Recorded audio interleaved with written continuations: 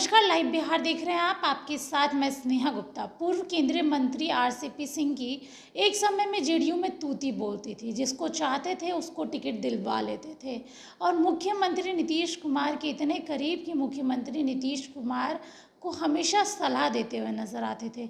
लेकिन समय का चक्र कुछ ऐसा चला कि आरसीपी सिंह जो अर्श पे रहते थे वो फर्श तक पहुंच गए और बिहार की राजनीति में कहीं ना कहीं गुमनाम हो गए थे। जेडीयू छोड़कर उन्होंने भारतीय जनता पार्टी का हाथ थामा, दामन थामा, लेकिन जब मुख्यमंत्री नीतीश कुमार की पार्टी जेडीयू ने फिर से एनडीए में वापसी की तो वो गुमनामी के अंधेरे में कहीं ना कहीं खो गए।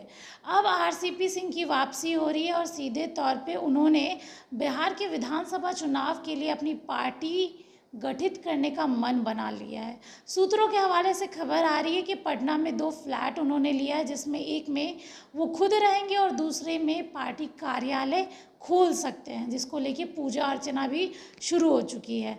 आपको बता दें, एक समय में रामचंद्र प्रसाद सिंह यानी कि आरसीपी सिंह जनता दल यूनाइटेड में आरसीपी सिंह सर के नाम से जाने जाते थे। हालांकि यह बात पुरानी हो चुकी है। मुख्यमंत्री नीतीश कुमार की नाराज़गी के बाद उन्हें अपमानित होकर जेडीयू छोड़ना पड़ा। बीजेपी की सदस्यता भी ग्रहण कर ली, लेकिन काम नहीं मिलने के कारण पिछले 1.5 साल से वह सियासी गुमनामी भरी जिंदगी जी रहे हैं। हालांकि बीजेपी से निराश होकर वह अब अपने नए सिरे से राजनीति की शुरुआत कर रहे हैं। आरसीपी सिंह लंबे समय तक नालंदा स्थित अपने पैतृक गांव में रह रहे थे और डेरा डाल रखा था। लोकसभा चुनाव के दौरान भी वह घर पर ही रहे, लेकिन अब पटना को वो वापस आ चुके हैं और पटना में सियासत का केंद्र जो है आरसीपी सिंह समझ चुके हैं कि अब गुमनामी के अंधेरे में रहने से कुछ नहीं होगा, अब हमें अपनी पार्टी बनानी होगी। उन्होंने नया फ्लैट ले लिया है, जल्द ही अपने कार्यालय भी खोलेंगे।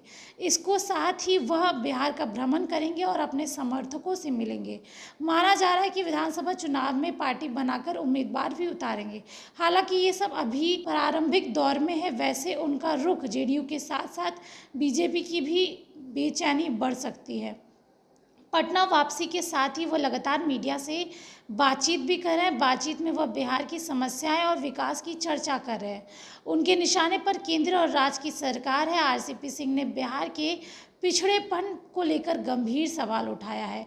उन्होंने कहा है किसी के खिलाफ बात नहीं करेंगे, सिर्फ बिहार के हित की बात करेंगे। आरसीपी सिंह ने उद्योग को लेकर सवाल उठाया है। आज देश में सेमीकंडक्टर में ज़माने में देश की 3 यूनिट लग रहा है, उसमें 2 गुजरात में लग रहा है। बिहार में 40 सांसद हैं और यूपी में 80 सांसद हैं। तो प्रधानमंत्री को बिहार यूपी याद नहीं आ रहा है क्या? ये बिहार कभी बर्दाश्त नहीं करेगा।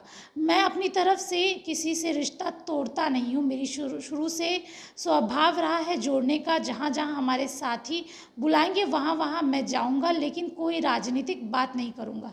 बिहार के सामने इतने मुद्दे हैं जिन पर चर्चा होनी चाहिए। आज देखिए, बिहार में एनडीए की सरकार और केंद्र में भी एनडीए की सरकार है। इससे बढ़िया अवसर क्या होगा और संभावनाएं क्या होंगी? आरसीपी सिंह ने जेडीयू का साथ छोड़ने के बाद 2023 में बिहार बीजेपी की सदस्यता ली थी, इसी उम्मीद में कि उनकी राजनीति को अलग दिशा मिलेगी और एक नई ऊंचाई पे आरसीपी सिंह जाएंगे। लेकिन आरसीपी सिंह की नैया कहीं ना कहीं डूब गई जब मुख्यमंत्री नीतीश कुमार ने एनडीए में वापसी कर ली।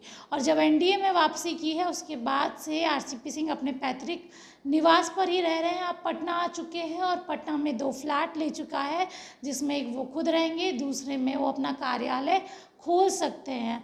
अब ये सारी चीज़ें किस तरीके से रंग लाएगी ये तो देखना लाजमी रहेगा, क्योंकि बिहार विधानसभा का चुनाव अब करीब है और ऐसी कई पार्टियां हैं जो बनने के लिए बेताब हो रही हैं। चाहे बात करें हम प्रशांत किशोर की या बात करें हम आरसीपी सिंह की, और ऐसे कई नेता हैं जो अपनी पार्टी बनाकर उम्मीदवार उतारना चाहते हैं। तो अब देखना होगा आरसीपी सिंह का ये दाव बिहार में मुख्यमंत्री नीतीश कुमार और तेजस्वी यादव पर कितना भारी पड़ेगा। अब बने रहिए हमारे साथ, तब तक के लिए बहुत बहुत शुक्रिया।